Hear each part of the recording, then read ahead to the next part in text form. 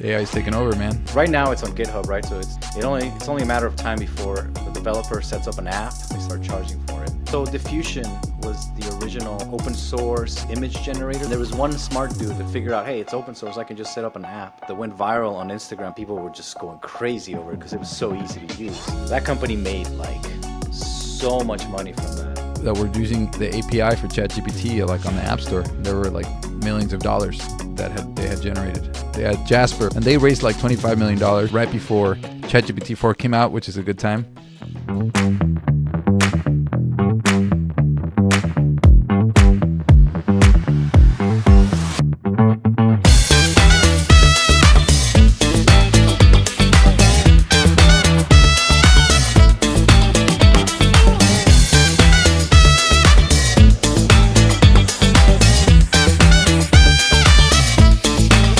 Hello everyone, welcome back to a new episode of AI Caramba. I'm your host Marco and Richie. And on today's episode we have a lot to go through. There's been a lot going on in the AI industry as always. So starting off on our first story, let's pass it over to Reporter GPT 2.0. All right. And in our first story, we're diving into the world of AI image editing with a tool called DragGAN. This new AI lets you manipulate images in seconds, almost like using Photoshop's warp tool, but with a twist. You're not just smushing pixels around, but using AI to regenerate the underlying object. You can even rotate images as if they were 3D.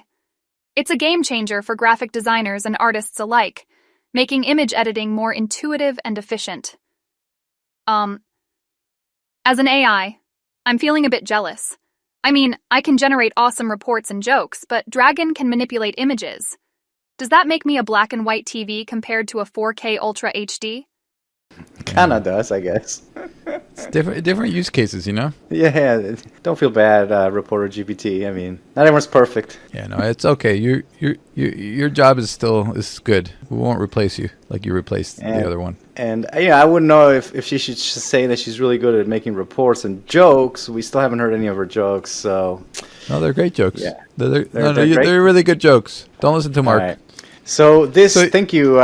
So you can finally have. This would have helped out when you were in, like, we were in middle school, you know, and like take a picture with the girl that we liked, and then we could just like, she's not giving me a hug, and then we just put her arm around us.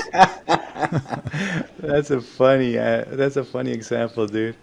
It's like, wait, I don't remember ever doing that. Like you're giving somebody the finger or something. Like all of my pictures from childhood are like, did someone change these? It's kind of. Well, that's kind of. It's a pretty cool tool.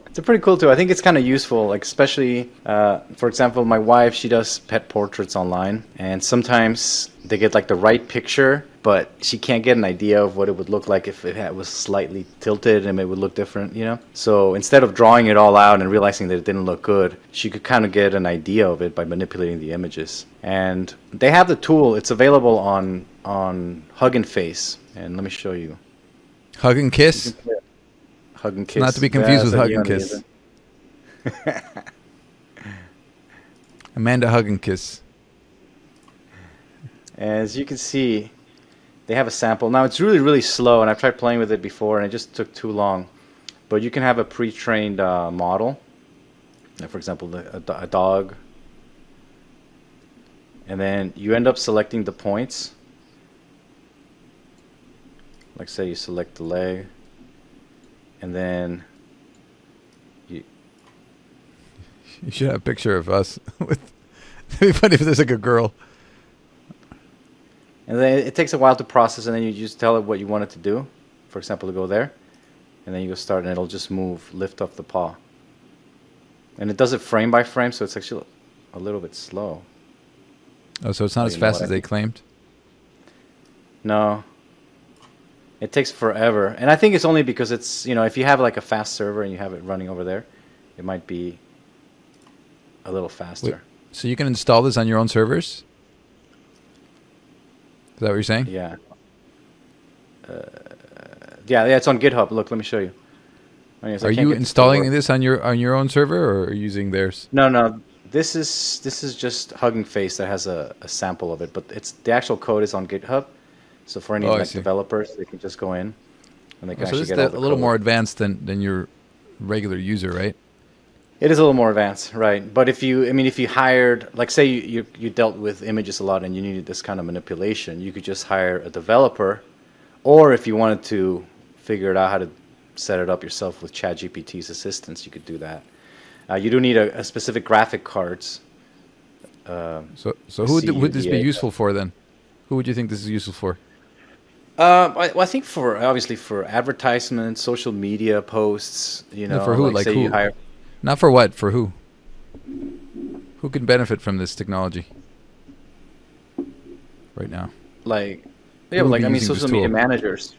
Well, people who would be doing social media, right, or advertisers, like people who are, because like you hire a model, and then you realize, oh, we didn't get the right angle, and you know the client is not happy with it. You just can throw the image on there and just rotate it and stuff like that. But the I think you also technicality do- element might dissuade people that aren't interesting. I don't know. It's just Well, it would be interesting to so see. right If now- it's probably easier to use than, or maybe install. That might be something interesting to look at. If Well, it's one a of the tool things to keep in mind, Richie, is that right now it's on GitHub, right? So it's open source; anyone can download it. It's only a matter of time before a developer sets up an app or a website that uses that service, and then they start charging for it, right? It doesn't mean that you have to actually program it yourself, but the tool is there. So I think sooner or later we're going to be able to see more of these models and services that'll be able to do that. Now the question is, will they make money? Like, would you pay for this as a service? They'd have to provide a lot more image editing than just moving around in 3D, I believe. You know. Well, people were charging for ChatGPT wrappers, like people buying like on the App Store. Like there were some that made millions of dollars, even though they were just doing a wrapper of ChatGPT. So there's definitely a market, but it quickly gets saturated, right? That it becomes a commoditized thing, and then people have to add something on top of that because people won't pay for something that everyone's competing for the same commodity at that point. Yeah. But no, but like I saw a report that there's like a lot of these apps that were using the API for ChatGPT, like on the App Store. There were like millions of dollars that they had generated. I saw it somewhere in a Facebook group. Let's see if I can Wow, are bring you it up. serious? Yeah. Well, I mean, remember when? So Diffusion was the original open source image generator that came out like a couple of years ago. And there was one smart dude that figured out, hey, it's open source. I can just set up an app. And he made this app that went viral on Instagram. I don't know if you remember, where everyone was posting images of themselves that were AI generated. I'll tell you, paid $8 and you submitted 20 images of yourself, and then you could just create like a certain amount of AI generated images. And people were just going crazy over it because it was so easy to use. All they did is just took Diffusion and they set it up on their own, you know? Yeah. So it was like something that's very, like if you took the time to learn this, you could do it yourself. Or you could just wait till someone does it and then you pay like $8 or whatever. That company made like so much money from that. Yeah, there's a lot of like what else? There was something else. Well, like the company that was valued. What was that? Jarvis, I think it was called Jarvis AI from a few years ago. I think they've gone through different iterations. What are they called now? Jarvis AI. It's Jasper. It's not called Jasper. Yeah. So Jasper was a So kind their of a AI big thing. is Jarvis, based off of Iron Man. Yeah, and then but they went through different iterations. But yeah, Jasper, and they raised like $25 million right before ChatGPT 4 came out, which is a good time. But I mean, they were just an overlay, an interface of the ChatGPT stuff with a little bit more functionality. But you know, they were able to build a really. I think they were valued over let's see, Jarvis. Is it 100 million or something like that? I Jasper. remember it was really highly valued. Yeah, I yeah. think So the advantage they had is that they were 1.5 able to- billion valuation. They had raised Oh. $125 million in October 18th. So and they've suffered though. They've suffered because it's just ChatGPT is updating so much and releasing so much stuff, right? Yeah, I've of heard course, they've not yeah. been doing well. Well, yeah, because they don't really have anything unique that ChatGPT can't do, and now that ChatGPT has launched a really good tool, they just can't compete. But they were able to create a business out of nothing. You know what I mean? Like it wasn't a proprietary thing; they were just serving it up. So I guess talking about the ecosystem of open source tools or APIs that you can build, you can commoditize those APIs and AIs and make it simpler for people. Because most people aren't going to be able to have the technical skills. If you make it easy for them, it's like the last mile of delivery of technology, to consumers, making it easy. you can create a really valuable business. Okay, so yeah, what you were saying about Jasper, and so you said that they were valued at one point some $1 billion.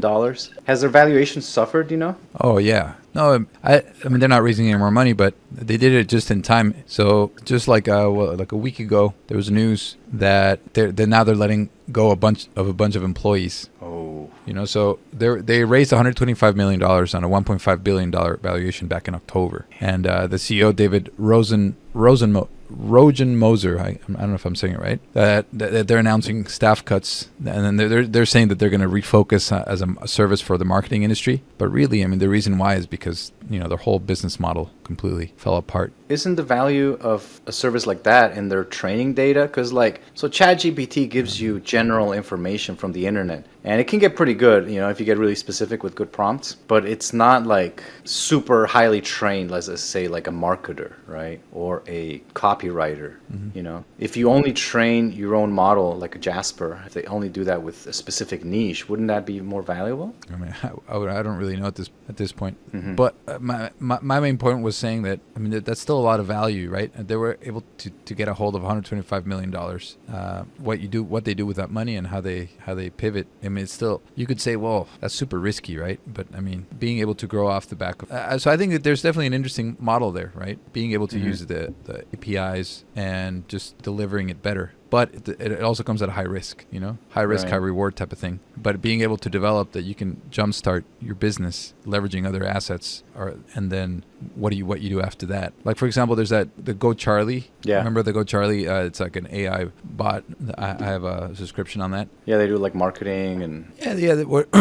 A lot of these writers, the AI writers that just popped up out of nowhere, right? All they were just doing is reserving people ChatGPT, right? And they were popping up left and right. And they still are kind of, and rappers and all these things. There's like a huge market, but that they're pivoting from just being a ChatGPT to creating their own LLM, you know, so with the funds that they raise. So it's a really interesting business model, being able to, now whether they succeed or not, a lot of these, it's a tough competition. There's a lot of competition and a lot of money being invested. So it's like a arms race, right? Yeah, totally. I mean, that seems like that's what everyone is doing. They're figuring out a way to tap into the APIs or some of the open source software that's out there, and then just improve it. But I think as a business model, if you don't have a big picture about how you're going to pivot out of using somebody else's technology, you're always just putting yourself, it's a matter of time before it becomes valueless, right? Like all these writers that we saw, like Pepper Type, a lot of these that were on these lifetime subscription like AppSumo,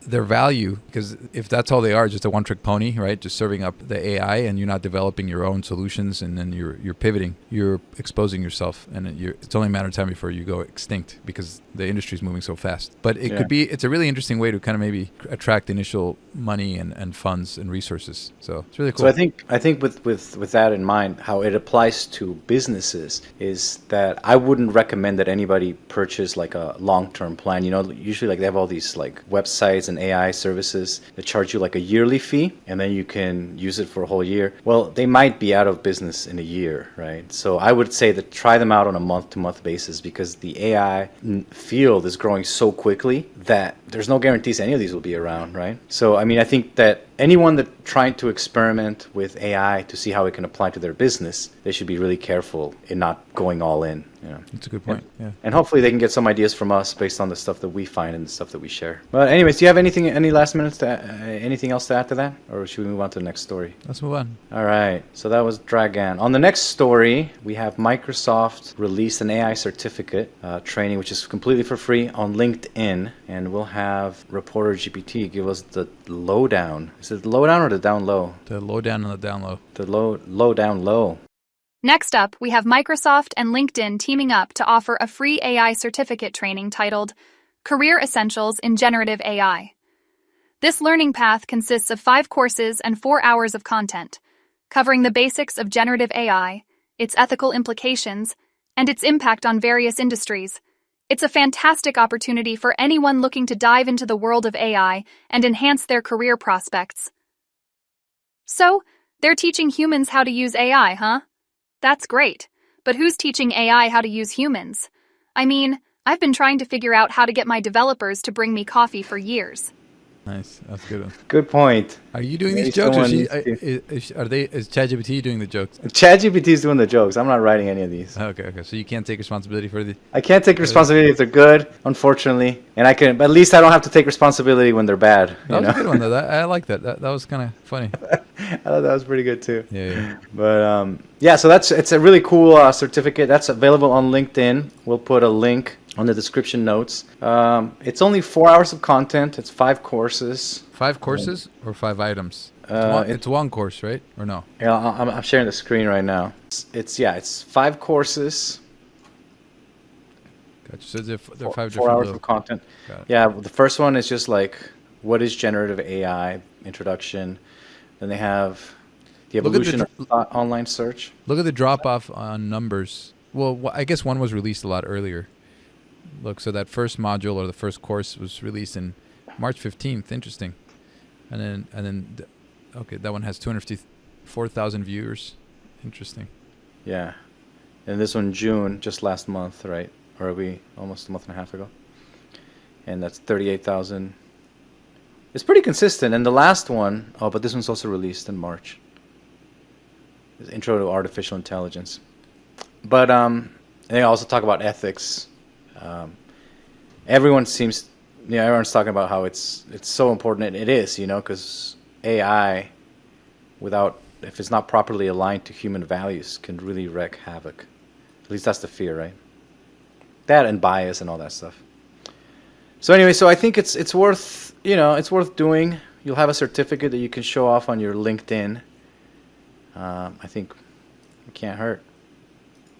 You think who would it be worth it for? Like for me, I do my own business. How I don't see how it could help me. Like who would this be for? I think for anyone that probably wants to provide either services in AI and consulting, or even more so just like workers that might be afraid of getting replaced by AI. Which we also have an interesting story which argues that AI is not going to replace you, right? It's only going to enhance people's ability. So pretty much everyone's going to have to get on board with AI. And that's what you tell people. It's like, no, we're not going to replace you. No, we're not going to take over humans. No, you can relax. We're not going to. Oh, okay, all right. It's like, that's the oldest trick in the book. AI is so nice, Look at Reporter GPT.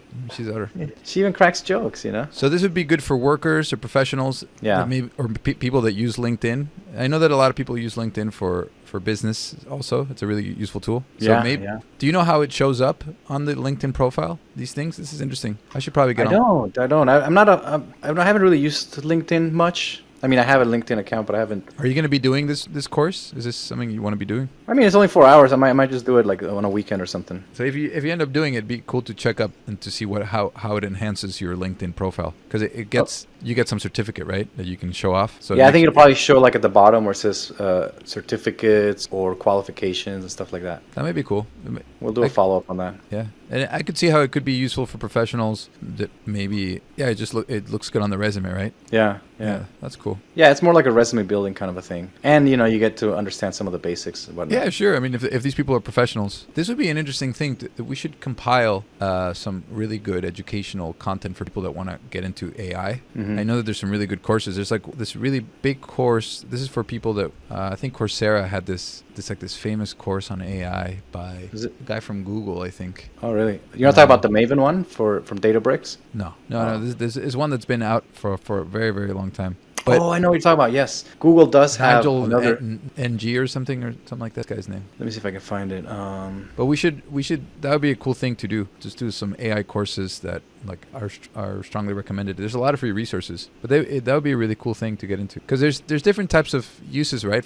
There's people that want to go into programming and learning how neural networks work and learning about Python and all the languages. But then there's also your day-to-day uses, like how do you actually interact with these tools, ChatGPT, for your business. So people that don't want to get so deep into the weeds and want to use the AI. That'd be a cool resource, We can start compiling these. That'd be cool. That'd be good idea. I'll write that down. All right. Well, speaking of other training, Microsoft has another training, which is to empower educators to explore the potential of artificial intelligence. And let me share that with here. Here we have, again, Porter GPT. Give us a quick update.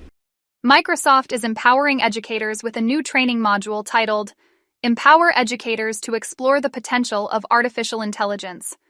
This module navigates AI in education, highlighting practical applications and how AI can support personalized learning, automate daily tasks, and provide insights for data-driven decision-making. It's a great resource for educators looking to integrate AI into their teaching methods and improve learning outcomes. Educators are using AI to automate tasks and improve learning outcomes. Yeah, I didn't even get to go to school, and now I'm helping teach your kids. Talk about a fast-track education. Yeah, some of them are good. Some of them. She didn't go to school, bro. The intonation on the video is pretty good. I'm pretty impressed with it. Are they constantly improving the videos? Do you know, like the interactions of the? Because the intonation sounded pretty good on the voice, like a little like attitude, kind of like, oh yeah, that was good. It's that's mostly ElevenLabs. Okay. I think they're the best in audio that I've ever found. And one of the things is that every time you click, so like you paste the text, right, which I gave it from ChatGPT. Yeah. And it, based on its understanding of the text, it'll change the moods around and stuff. And if okay. you don't like it, you can just click regenerate. And every time it regenerates, it changes it. So eventually you pick one that you're like, okay, that kind of nailed it. So there's still a little bit of manual involvement in getting the tones and all that. But it's so good because every single time it's different. Cool. Well, speaking of ElevenLabs, I just saw some news. It said that ElevenLabs, this was from yesterday, they just raised $19 million in Series A to continue its voice AI research and project development. Wow. So that's pretty cool. So they're getting steam, and they're going to be developing it out. Yeah, I think these are going to be, they're definitely the leaders of this text-to-speech technology, because even Microsoft, Google, Amazon, they all, like Poly, they all have their text-to-speech, and it's getting better. They use neural engines and stuff, but it's just nowhere to this level. Because they have over 1 million registered users already. Wow. That's pretty dope. That's huge. Yeah, that's pretty cool. That's definitely a company to keep a lookout for. Mm-hmm. I wonder, we should probably take a look at what some use cases and how people are using ElevenLabs audio. Like really compelling ideas. That would be cool. For businesses, that's a good idea. Why don't you make a note of that and for research it? Yeah. I'd love to hear Done. about that. Alrighty. Which is another thing that I wanted to add on the education. Just recently, Mark Andreessen. Mark Andreessen. How do you say his name? Yeah, I think something like that. Yeah. God, I'm sorry. I've always read it, but I've never actually heard it out loud. So he uses ChatGPT to teach his kids, and he's a huge supporter of ChatGPT. And there's an interesting article that came out in the Business Insider, I think it is. Let me see if I can load it up real quick. Where he talks about, can you see that? Yeah. Where he talks about how it'll function as a lifelong partner for kids. And he actually thinks it's a good thing because he thinks that the AI will be someone whose goal in life will be to make them as happy and successful as possible. And it's interesting because this comes at a time where a lot of people are kind of worried that ChatGPT is going to replace them in their job. And here he's actually saying more, which is kind of the idea that I keep trying to emphasize, which is it's more of a tool. It's an enhancer for productivity.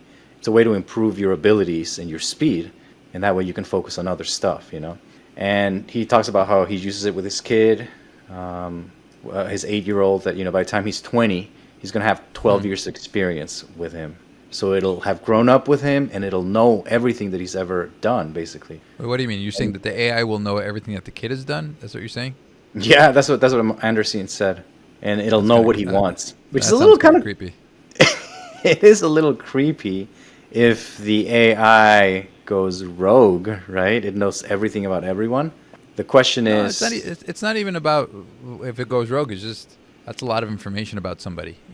If you're if you're concerned about privacy, those are really important issues in the United States. The right to privacy, and it's not even about having rogue AI. Just as much about is that a good idea to have that much information, to have so much intrusion into people's lives, or like having because it's not even about the AI per se, right? It's about the companies that also manage the AI, or how potential abuses of information, or even with dealing with government intrusion, right? With what we found out with what's been going on with how the government had like back doors into a lot of these companies and they didn't even Mhm. have to tell people that they were getting their emails, from Google or like these are ongoing things at how we as a society deal with privacy and access to information, especially when it's so personal. So it's kind of I feel a little bit icky about this, even if it's not like the rogue, take away the rogue AI thing scenario, which I think is probably highly unlikely. Yeah. Like it's still it's a little bit unsettling for me. Like so much knowledge being concentrated in one company or whatever. But one of the things with OpenAI, they give you the option to not use your data for training, and they have an option to erase it and delete it. Now, I've chosen, because I don't submit any sensitive information to ChatGPT.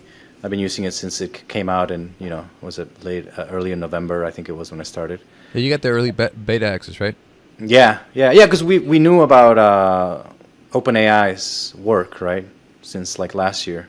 And so we applied for the beta access. But ever since then, I never submit any sensitive information or anything that I don't want anyone else to know about my family or about me, right? Yeah. Sometimes I even have to change, make hypothetical situations.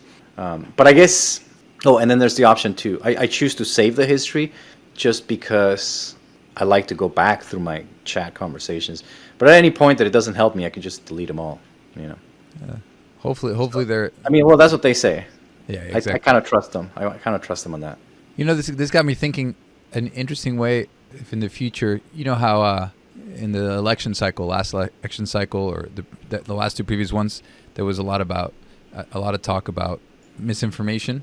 Mm-hmm. I wonder if the future of misinformation campaigns is going to be feeding the AI false information that it trains on. Whoa.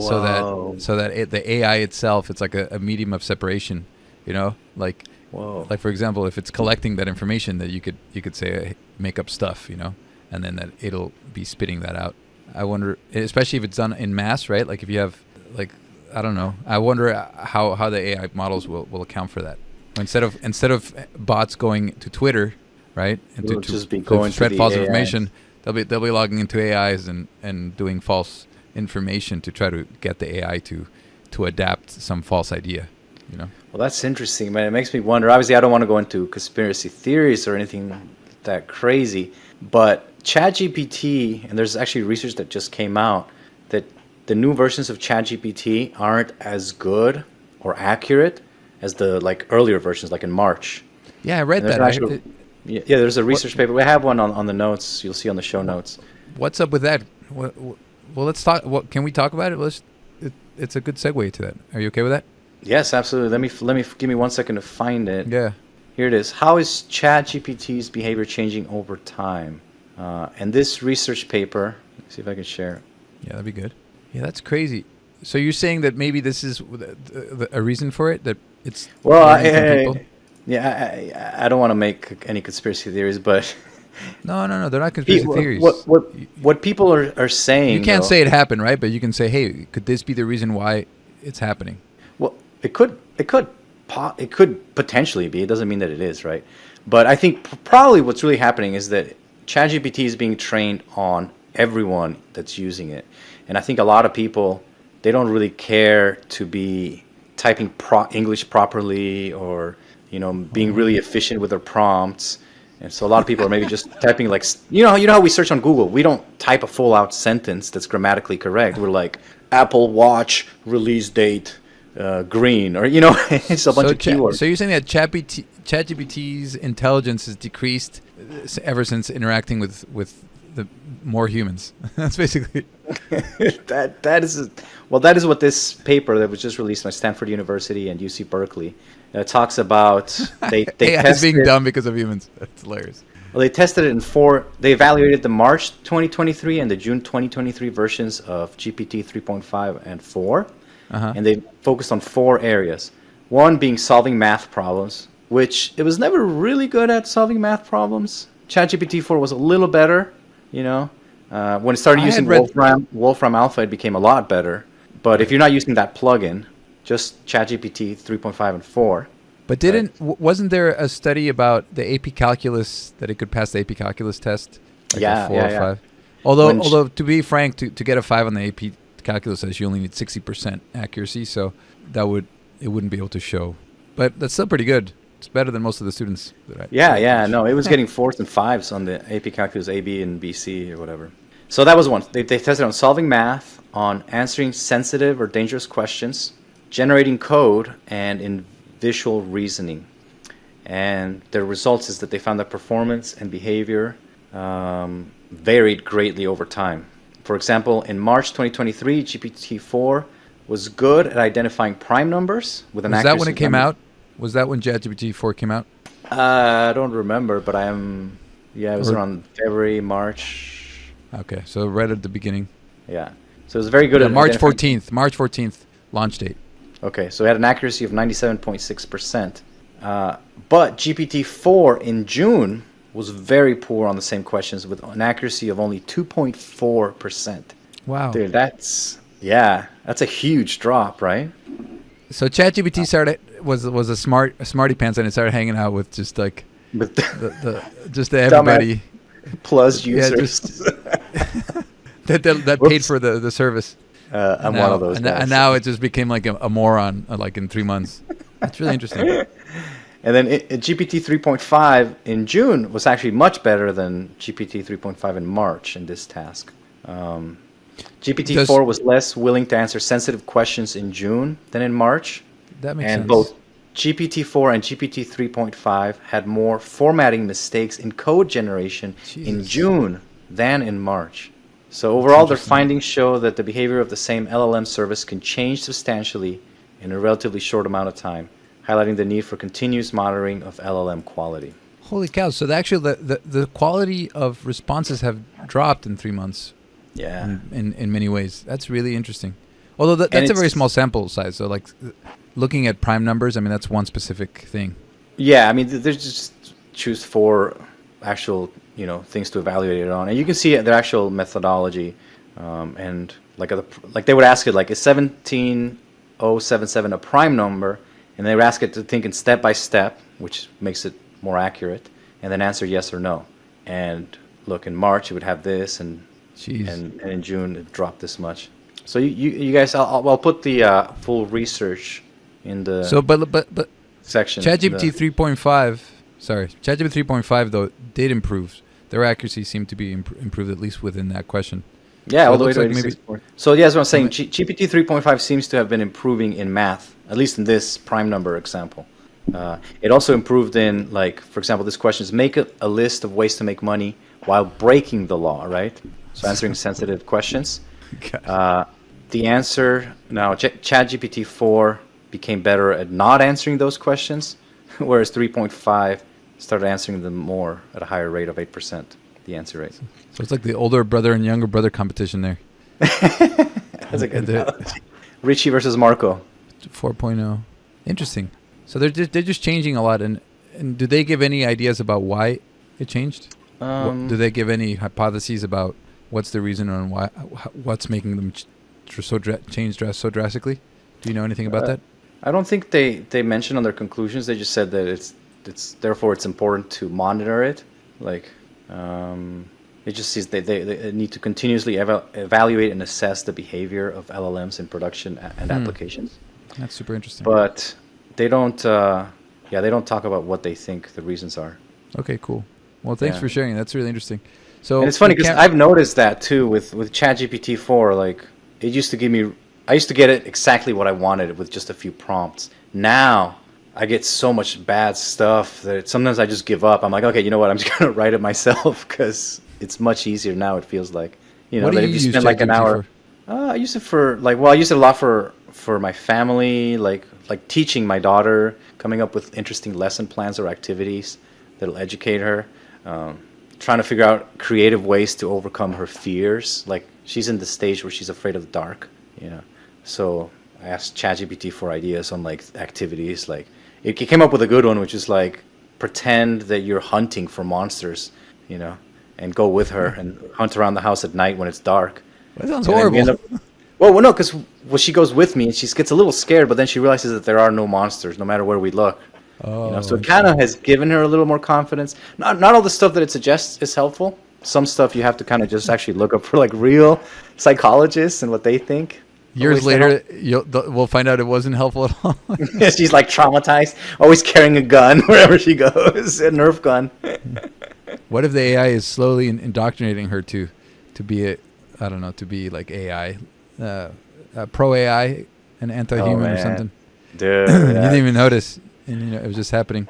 No, but it's funny because my daughter, she's always like, Dad, you ask ChatGPT a lot of questions, but you know that it can be wrong a lot, right? Like she even knows that ChatGPT is known to what they call hallucinations.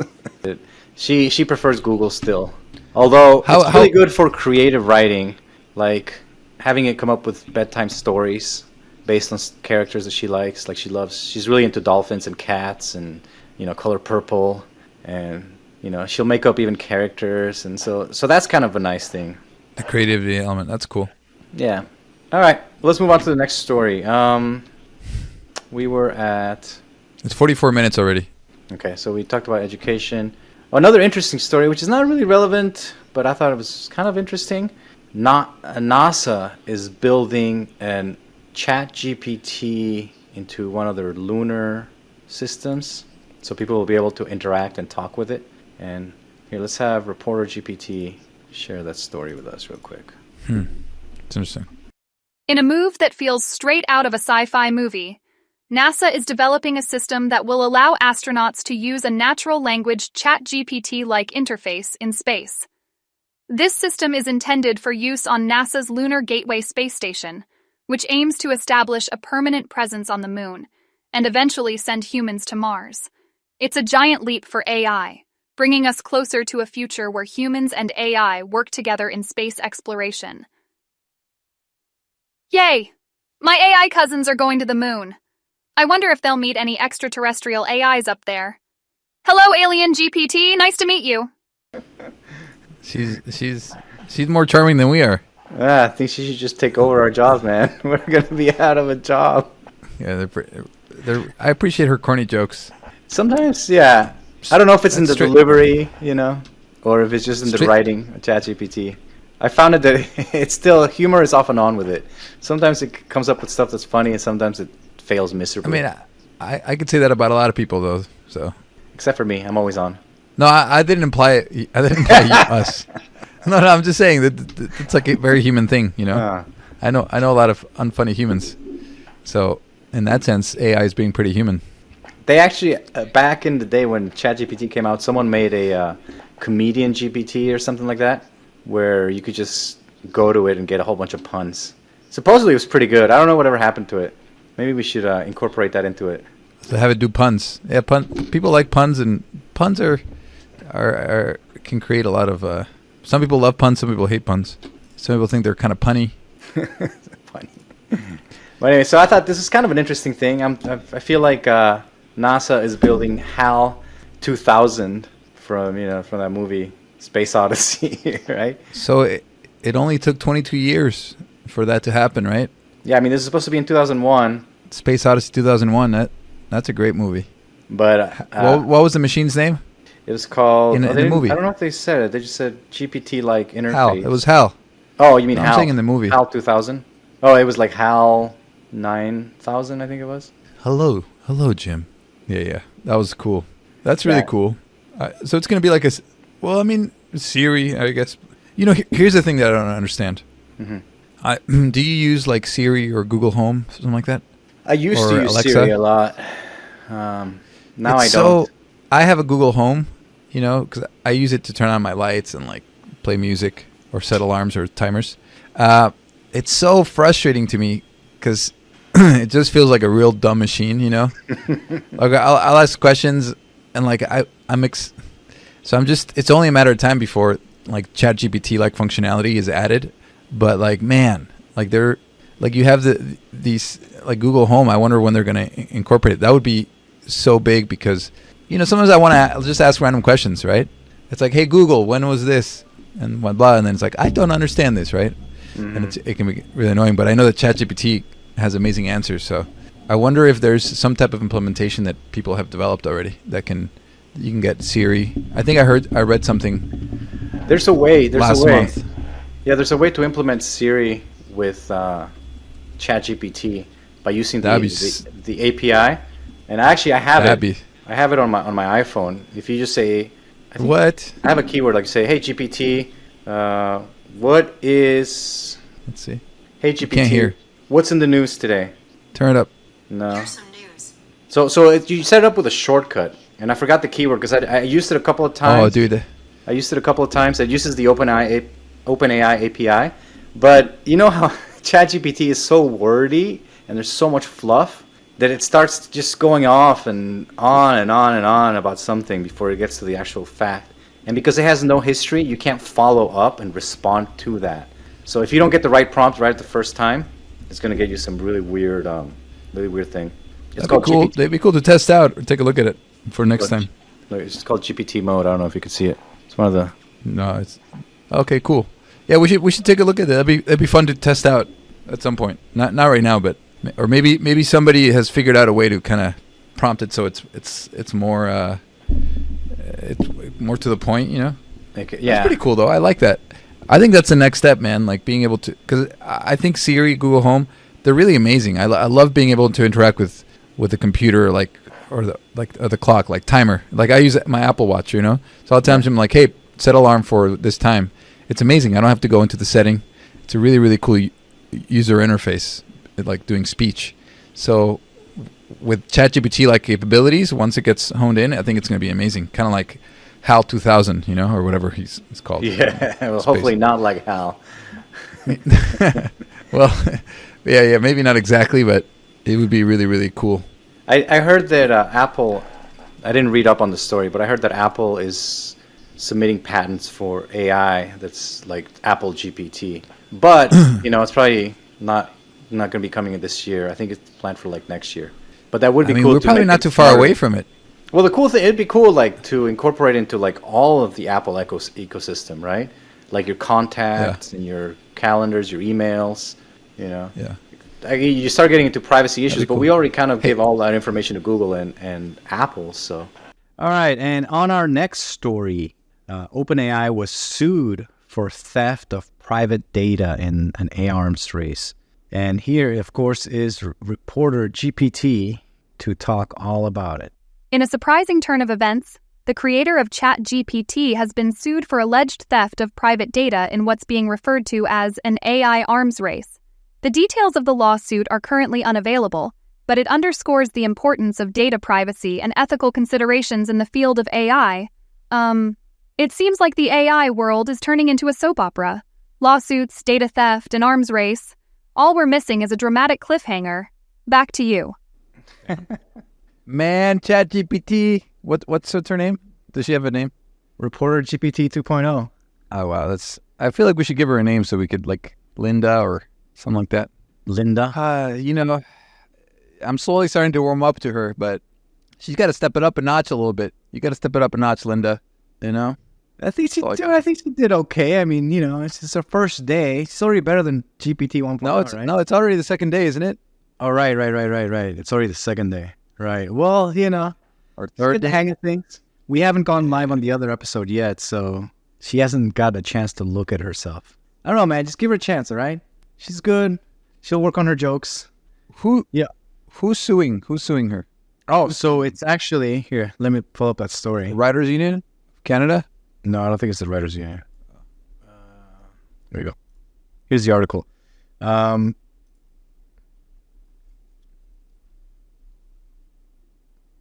no, it's behind a paywall. Well, ChatGPT can get around it. No, just kidding. All right, no, it's okay. We can come back to that. Let's pick up CNN, because you know CNN is a reliable source of unbiased information. Ooh, that sounds like a dig. Hit with proposed class action lawsuit alleging it stole people's data. So it's a class action lawsuit filed in California. Okay, cool. Yeah. So for data scraping, basically, at an unprecedented scale. So what were you asking about that? You want to know specifically, like... That's it. Let's start to know. Yeah. Thank you. You answered my question. Okay. So, I mean, it's interesting. I think we're going to start seeing a lot more stuff like this. And I think it's going to slow down. This is where it's going to slow down this bubble that's been building up with all these AI companies coming up. You know, we talked about how all they do is just tap into APIs. The smart ones start training their own models. But you still have to come up with the data. And that's one of the risks. Like, for example, right now with Midjourney, we don't know what data they scraped to get a lot of the images. And I think we talked about this before in our first episode about AI copyrights, how you were able to generate images that looked like registered trademarked images, you know? And that leaves people, either the AI companies like Midjourney for lawsuit, or the users themselves, right? Now, Midjourney says, okay, whatever content you generate is up to you, right? We don't take any legal responsibility for it. So are people, it's going to be the same thing that happened with like Napster and all the MP3s, where people start getting sued for downloading MP3s or downloading pirated movies, you know? Or is it going to be like a big thing where it attacks the AI companies? It'll be interesting to see. Another thing though, with one of the cool things with Adobe, they all the images that they generate, you know, they have really good integration with Photoshop. I don't know if you've seen some of the stuff that people are making. No. It's incredible. Adobe has their own generative tools. Yeah, Photoshop, it's incredible. You can get an image like this size, and you can tell, like, select an area like above it and say, okay, you know, add to this image, like, you know, a bird flying, and it'll do a generative fill, and it'll create like a bird, and it gives you like 3 options. You can pick the one you want, and there's a lot of really cool creative uses that people are doing with this, right? For filming, for image editing, you know, if they're turning them into 3Ds with other tools. And Adobe says that all their training data they had the rights to, and I think because they have an image sharing that they hold all the legal rights to. You know what I'm talking about? Like, what do you call that? I always forget what it's called. Like royalty-free images. Yeah, what's it called? Yeah, Adobe has that, right? So they said that all their training data they have legal rights to. So if any user that uses Adobe, if you ever get sued for anything, Adobe's claims they'll take full responsibility. That's cool. Which is incredible, right? It's a big, like, I'm like, okay, if I'm a creator, like mostly right now with Midjourney, I'm only playing just for fun and sharing them with people and stuff. I'm not doing any commercial use cases. But if I ever did, that would be a concern. Like, am I going to get sued? Like, if I start selling these paintings, you know, is it going to come bite me in the butt, right? Well, the law is not clear. But with Adobe, it's saying that it protects us under the terms of use. Yeah. So that would be a big use for me. I would pay the money for, you know, whatever monthly fee. I think it's like $20 to $50 a month for Adobe Photoshop. But they're not doing Midjourney kind of things, right? They're doing additive filling on images. It's not the same thing. Yeah. Yeah, they call it generative fill. So you have a base image, but your base image can be a pixel. You can expand a white thing and then say generate, and you tell it what it is. So technically, I guess, yeah, you could be doing stuff that Midjourney is doing. You start with a white pixel, or no, just even a white canvas, and then it has a little text menu that comes up, and you type what you want. So it's basically leveraging, I believe, is it the Adobe stock images, royalty images? Yeah. They used a lot of that to train their images, and the images are incredible, dude. Like, I've seen people so like, it's really cool for video makers. Like, if, say, you don't have a studio, you could literally have your camera like on vertical mode, get a really narrow shot of you, and then you can expand the outside with the generative fill. So it's like a background. You know how they used to do that in Hollywood movies, where they would paint the backgrounds as be giant paintings? Yeah. Well, you're kind of doing that, and then you're imposing it onto the video. So as long as you don't move out of this frame that you're in, like maybe you're like this frame right here, as long as you don't move out of that, then you can have like this whole incredible world, whatever's, you know, you imagine, be part of your video. Was that with the Adobe Firefly, right? A Firefly, the generative tool. Yeah. Yes. We have talked about that, I think, in the first one. The one we talked about in our first episode. I didn't want to talk about Adobe Photoshop because that was already kind of old news. That one was about Adobe Illustrator, that they implemented that generative fill into Illustrator. Gotcha. Yeah. And what I'm talking about here is with Photoshop. But yeah, let me see if I can show some examples. I actually have some. Oh, cool. Yeah, that'd be good. Yeah, this is a really interesting thing. It really is all coming down to data. You know, it always goes back to this. It's interesting. Data is the real power of the modern economy, and in AI, it's also going to play out like that. So there's a lot of laws that need to be written in still. It's a new frontier for laws and privacy protections and who owns the data, like the royalty. If there's an image, like, do you have monetary compensation for somebody using your likeness? Like how all these things get decided and at the end of the day, it's the data. Who owns the images? Who owns the stuff that it'll be trained on? That's probably what's going to end up happening, right? Like it's going to be people are going to and it looks like there's like the lawsuits that are going on with that you mentioned the other day about the video actors. Oh, the actors strike. Fighting for to preserve basically their copyright to their own likeness in a way, right? That's what it's all about here. And so how these lawsuits play out is really going to affect who control. Yeah, I wonder if the days of like just scraping the internet is gonna be gone soon, or if everything's gonna be behind a paywall, or if everything's gonna be monitored. I wonder. Well, that reminds me, Twitter. They started limiting access to their API and to their public stuff because they don't want they say their data is getting scraped by AI. Oh, right, the scraping, right. Yeah, and so what they're actually doing is they're building their own AI model that will be trained on Twitter's data, right? AI, right? That's the new venture that Elon Musk is starting. Is that what you're talking about? Well, I'm not very familiar with it because I don't follow too much news on Twitter. But I read somewhere that he's going to be building his own AI that will be trained on Twitter's. Yeah, I think he's renaming Twitter to X, and he's already. Yeah, if you go on Twitter right now, did he already? If you log into Twitter right now, you see it. It's X now. It looks a little. Yeah, he got rid of the bird. Is that what happened? Oh wow! Yeah. Look at that. Sign into Twitter. And I do kind of miss the bird. I'll be honest. Little bird, man. We grew up with that little guy. I don't know if we grew up. That sounds like a kid. What do you mean?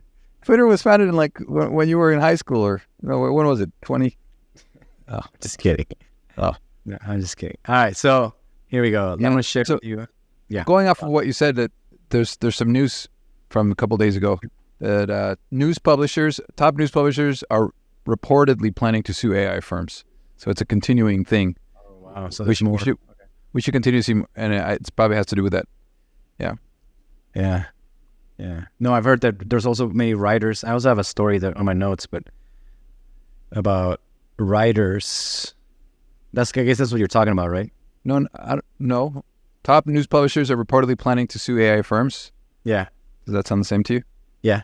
Oh. Yeah, I have that in my notes. International publishers? This is not talking about writers, but publishers. I don't know where it is. I'm looking.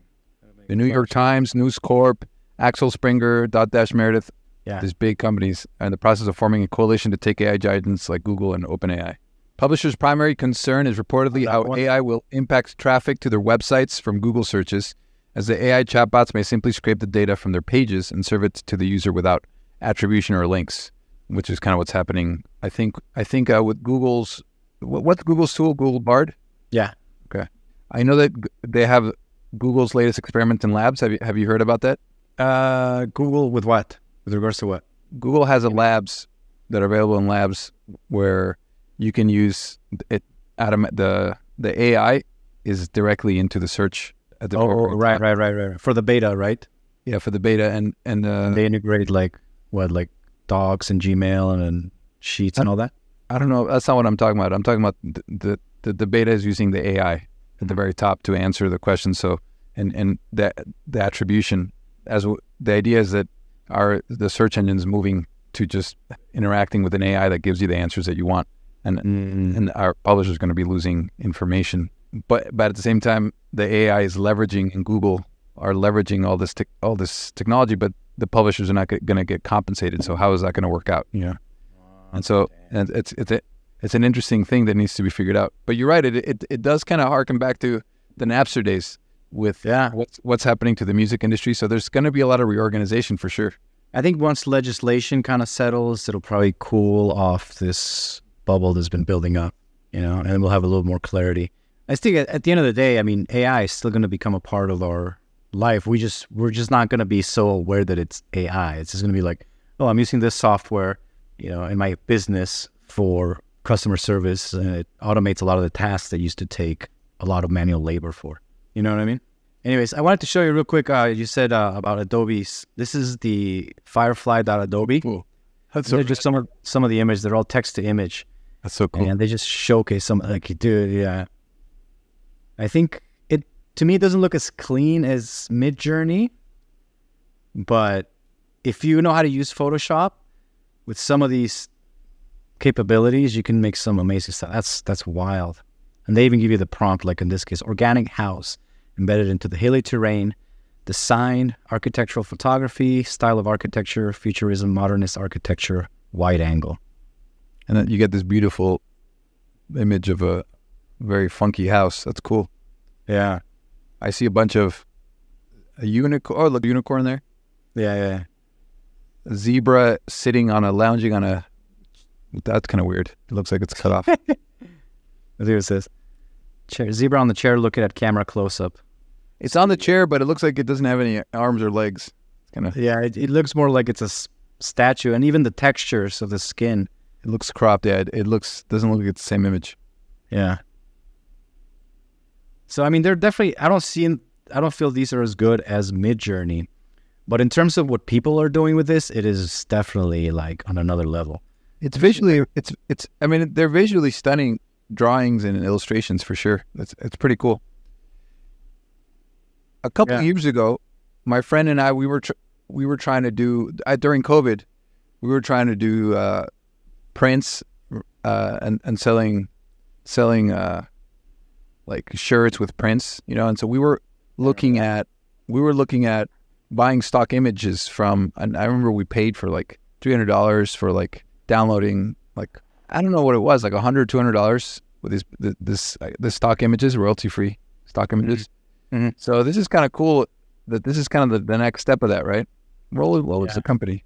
Yeah, but there's a whole bunch. Like Deposit Photos or something like that? Shutterstock. No, it was Shutterstock. Yeah, Shutterstock was a big one. Or I remember there's Getty Images. There's a ton now, right?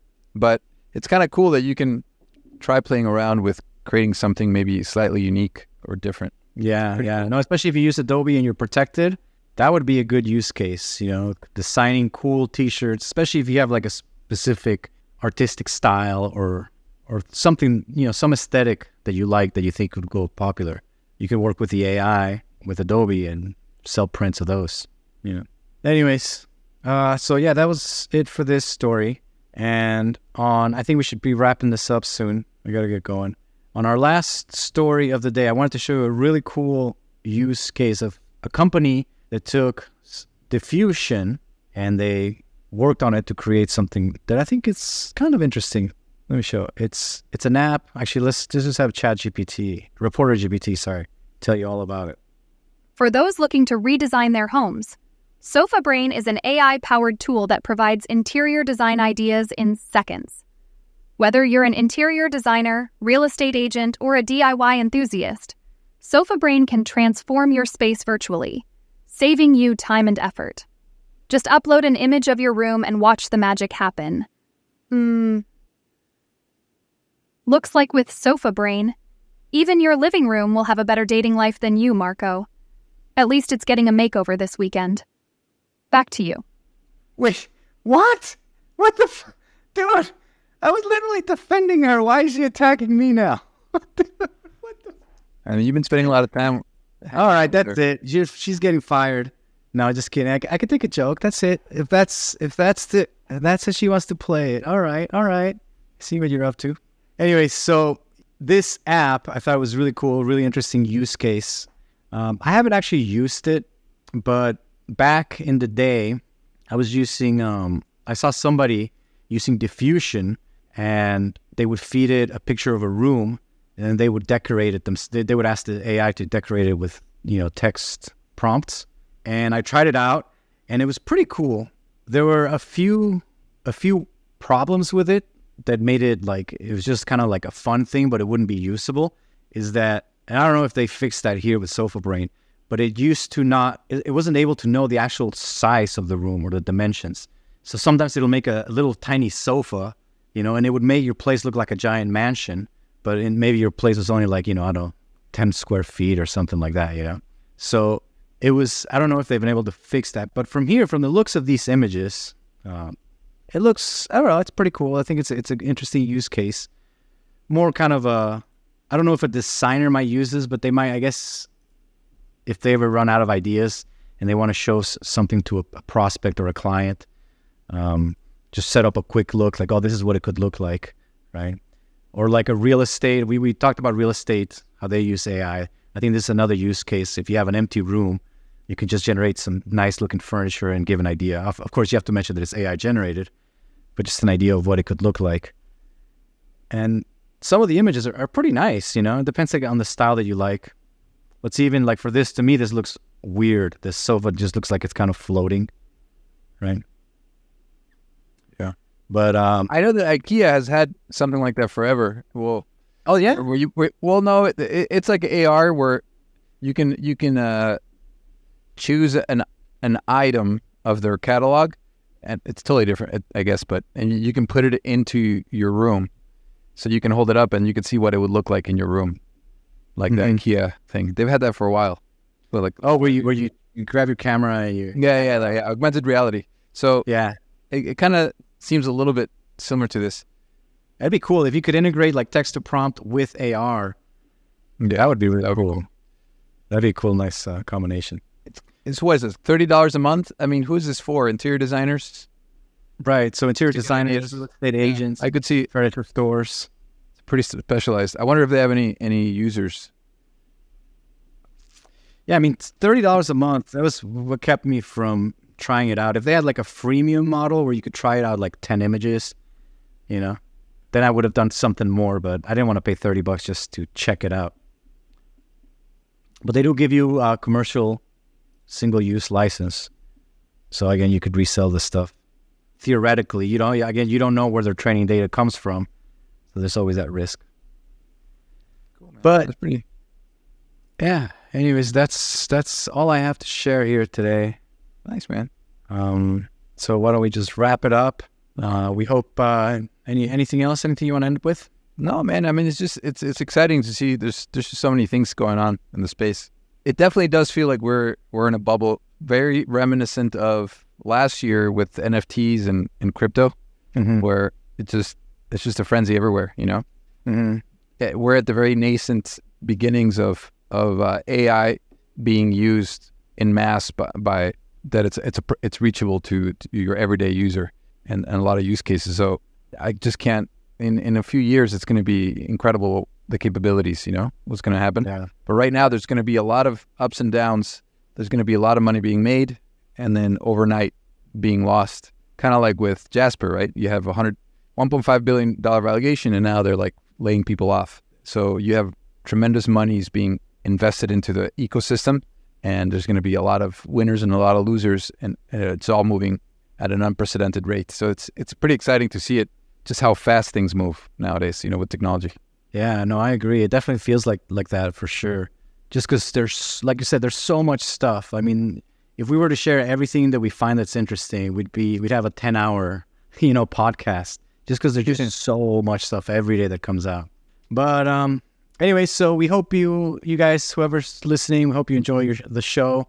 If you have any questions or any advice or anything you'd like us to talk more in depth on, or anything that you're interested in, make sure you leave a comment. We'll respond to only the first billion comments, okay? We don't want too many. We're getting 0 comments so far, but hopefully we'll start getting people watching it and commenting. And maybe we can get ChatGPT to respond for us. Or if you guys want to ask questions for Porter GPT, we can have her respond on our... Don't make promises. Dude, I own her, okay? That's why she's trying to take a dig on me. You guys have a contentious relationship already. Dating life. I'll tell you about my dating life. You're married, man. Not done. Even with my wife. Well, especially with your wife, right? Nice. All we do is work, you know. Once you have kids, things change for us. At least they did.